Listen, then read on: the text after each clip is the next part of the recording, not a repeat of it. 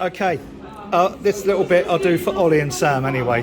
Let's take that out of there. This is for Ollie and Sam. So these are the two that Ollie gave me to try out. This is one that they released the day I was there.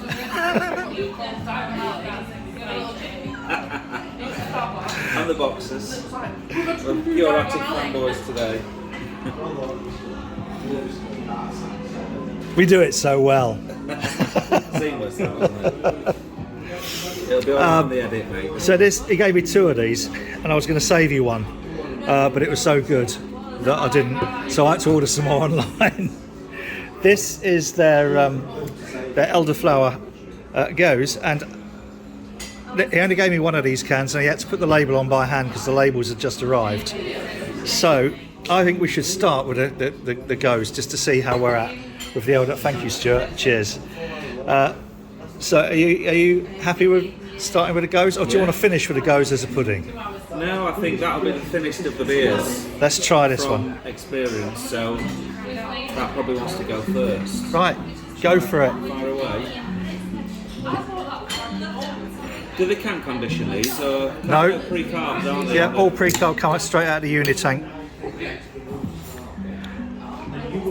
I anticipate a bit of haze though, because we are talking craft beer after all.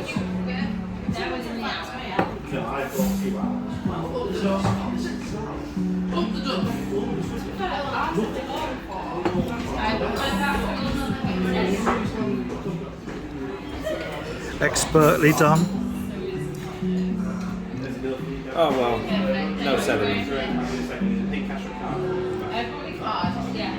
Thank you. Yeah, it smells like it goes. Do you want to have a taste, Charlotte? So let's have a look if they've given us any of their secrets.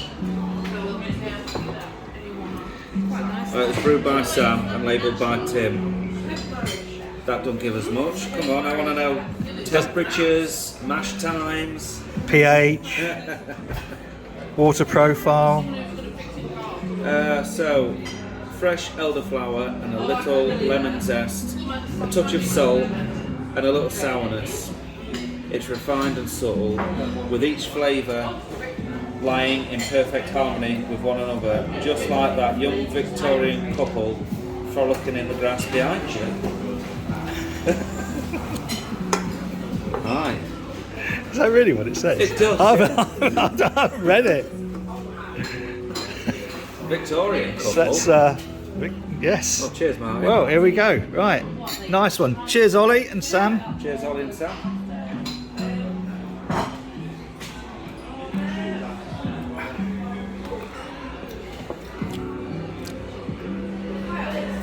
It's definitely a goes. Here comes the elderflower. Right at the back. It's not overpowering at all for me. I think all of that thing that put me off elderflower when I was a kid does not exist in this. No. This is subtle. It's gently floral. It's yeah, well, that's normally what I get from the elderflower anyway. But it's it's just a hint. Yeah, it's nowhere near that overpowering, just really sickly wine that my dad used to make. Yeah. Well, it's certainly, but it's not sweet. It's dry. There's a little bit of farmhouse funk to it. You think so? I think there's just a little bit of funk in there. I'm getting the lemon. I can definitely feel the lemon. Not so much on the nose, but on the after. It's not as dry as I anticipated, but it's dry. It's clean finishing. Quick finishing as well. Yeah. Then you're definitely going back for another one. There's a bit of a nice little citrus ending to it as well. It's not sour. I think we'll call that a winner then, shall we? For the style, which I'm not a fan of, I'm getting into the gozes and the gurzes more. Yeah. Definitely the sours, but the gozes, right? It's a difficult one always to nail. Yeah. Well, especially in this country. It's not something that we're used to, is it? I've had some that are distinctly, North Sea-esque. and I think they've gone overboard on the salt content.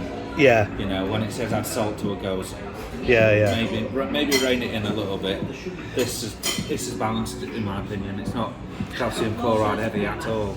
Yeah. No, it's I think it's used in the way that a good chef should use a salt, just to emphasise some of the flavours rather than it being just like eating a bag of salt and vinegar crisps or yeah. Right, good one. We'll leave it at that while we finish these, and then we'll be back to try this little beauty, and it is a little beauty. So stick with us, folks. Okay, so we think this is a winner. Didn't realise it had coriander in it, but Chris reckons that could be responsible for the slight farmhouse that he grabbed from it. What do you want to know? I want to know next week's lottery numbers before Saturday, and more importantly, what yeast do we have in this beer? Now I'm guessing it's just going to be a relatively generic, well-behaved yeast strain. I don't think it'll be anything fancy. It's something that's fairly salt tolerant. Salt tolerant. It's going to put up with the salt, but also not detract from or add to that very subtle elderflower note that's in the back end. Because any other esters, it could just kill it dead. Yeah. So I'll be intrigued. My money is on USL 5. Yes, that rare, hard to come by, but solid and reliable and nicely uninteresting in that sense. That's what it's there for. Yeah, it doesn't want to take front seat and be the driver, does it? It needs to be a passenger.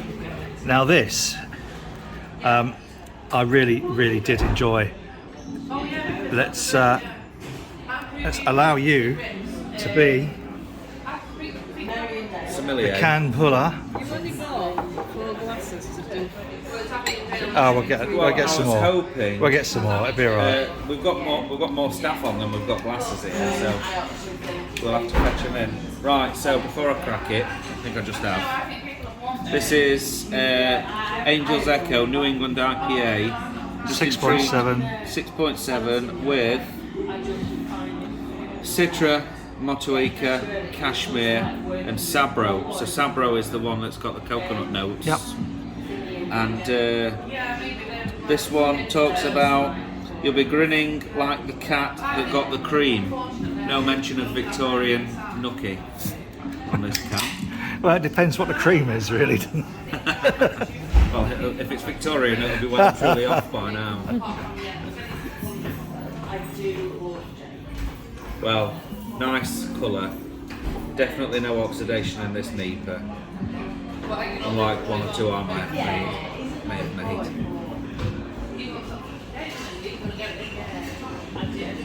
I am still again. I can tell you. In my. You want the yeast? There shouldn't be much yeast in these. No, but because I think. Yeah, you might get a little precipitation of yeast. I think they're carrying it over anyway, just for it's an Nipah, isn't it? Yeah. Did I see oats on here? Got oats in it. So oats are usually responsible for any oxidation or changing colour. Yeah. So, but give it the mouthfeel and creaminess and. Yeah. But they are like the stay away from adjunct. If you're a home brewer and you want to make a. Yeah, I was just worried about that little bit of. You can dump that in afterwards. You know, the sediment to change the. That's what I mean. You can either avoid the oxidation on these Nipahs, or sometimes if you're carrying a little bit of sediment in the can, just dumping that sediment in the can can give the perception of oxidation when it isn't. It's actually just a heavy yeast load in the can.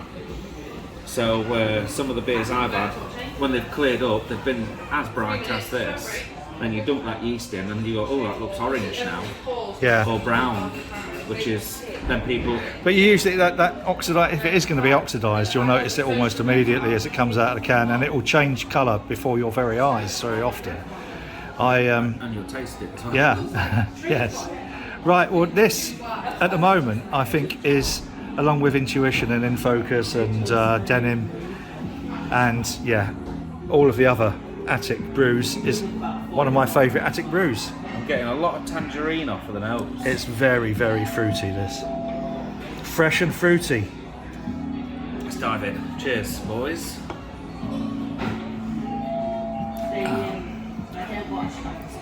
Yeah. That's a Solero. Yep. It really is fruity on the palate, that one. It's quite full-bodied as well, that. Very sweet. Beautifully smooth. Yeah. Lovely and smooth. Nice, slightly dry finish to it. Oh, I don't know. Mine's hanging around. I'm getting... Yeah? Yeah, maybe that's... Must be a low bitterness, perhaps. I don't think there's any early hop additions gone into this at all. Doesn't taste like there's any real bittering hops gone in there. No, we've got Citra on the kettle.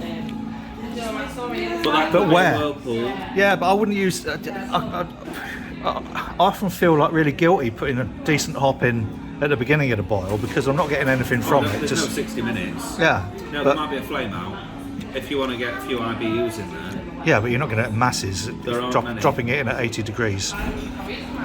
But I do like this. This is for me a really ice cold one of these. Saved my life on that. It's deceptively drinkable. 6.7. I could easily, if I only,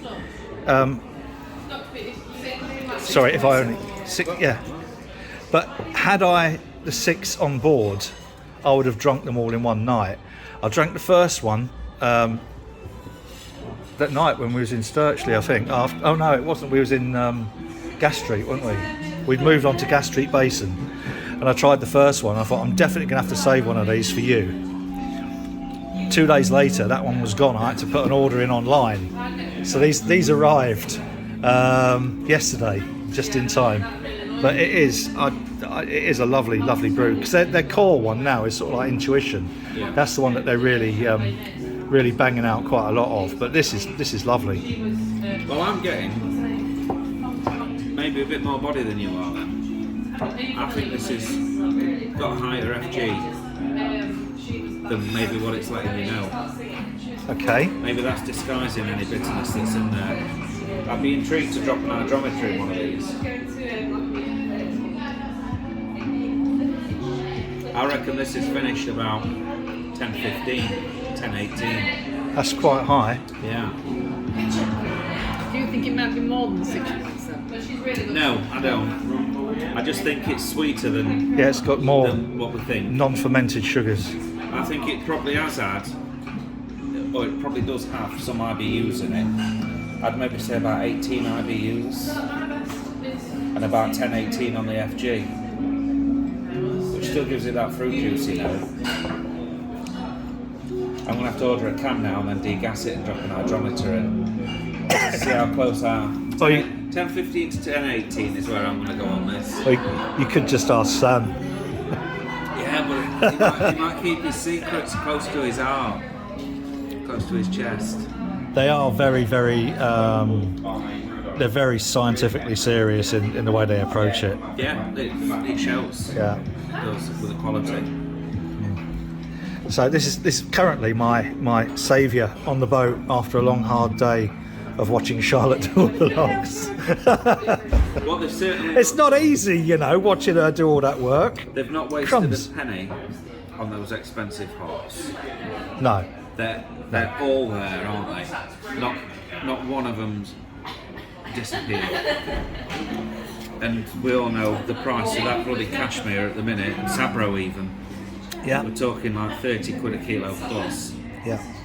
Motueka, hard to get hold of because of Bath House and some other hop merchants cornering the market on the New Zealand and Australian front. Yeah.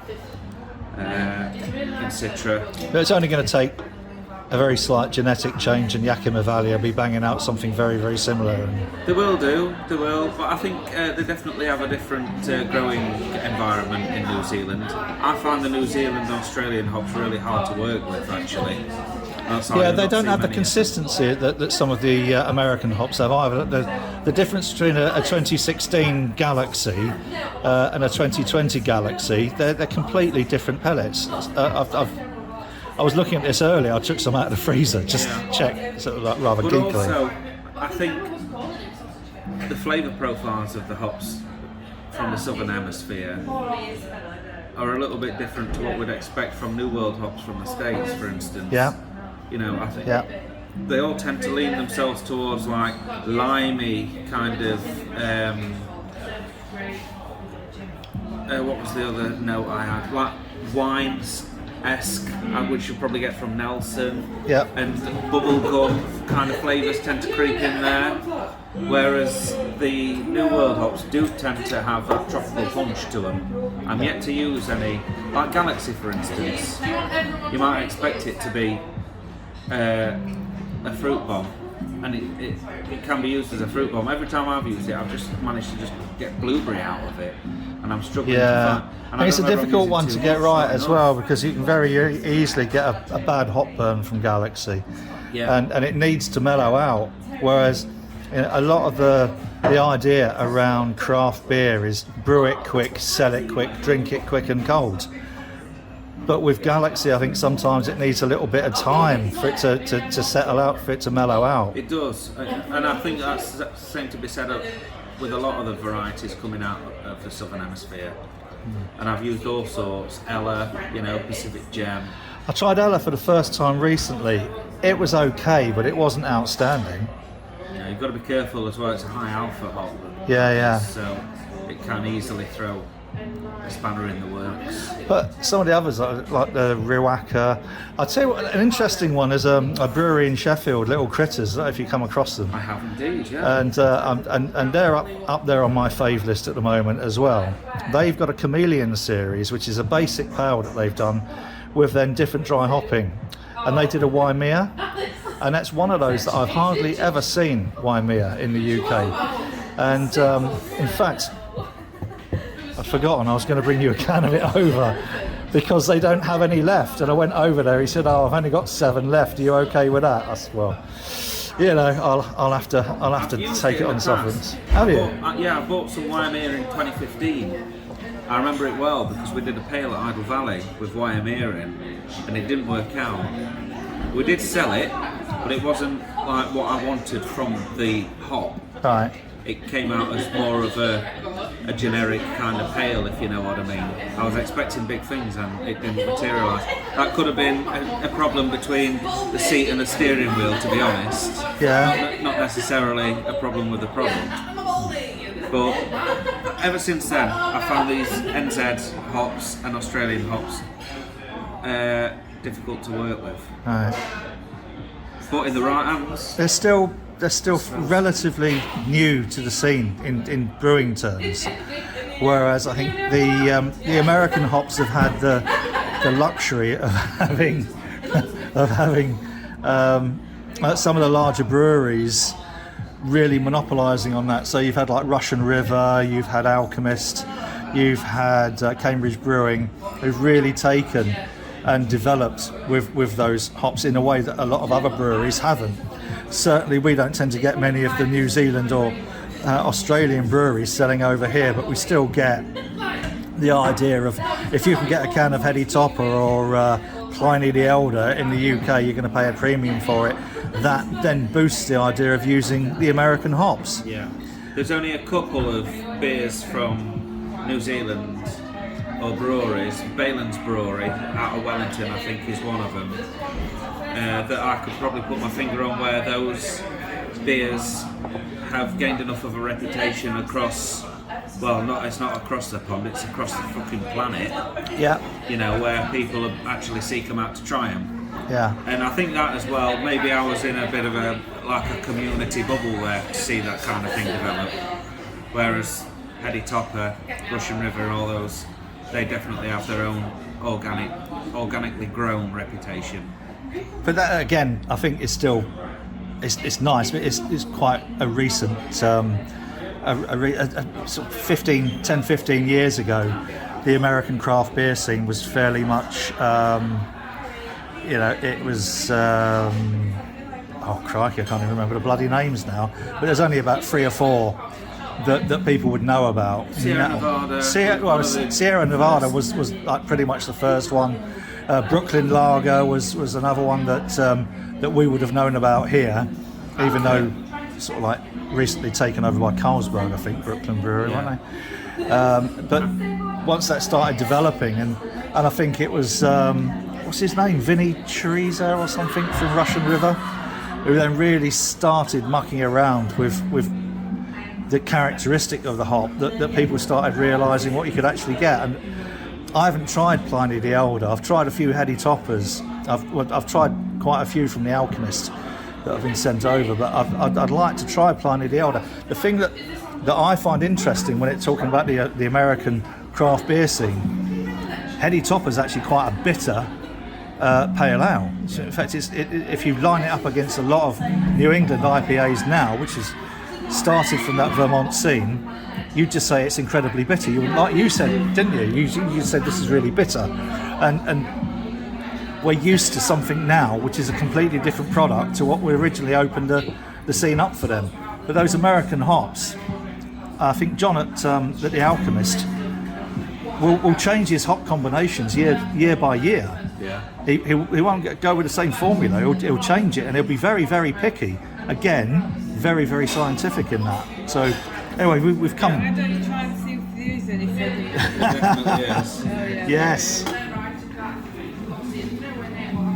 Well, he's picky with The lesson the hops, isn't he? Just to try and emulate the previous seasons. Yes. You've got to follow, and they do change it. So But all of those little subtle characteristics are something that he very, very carefully manipulates every year.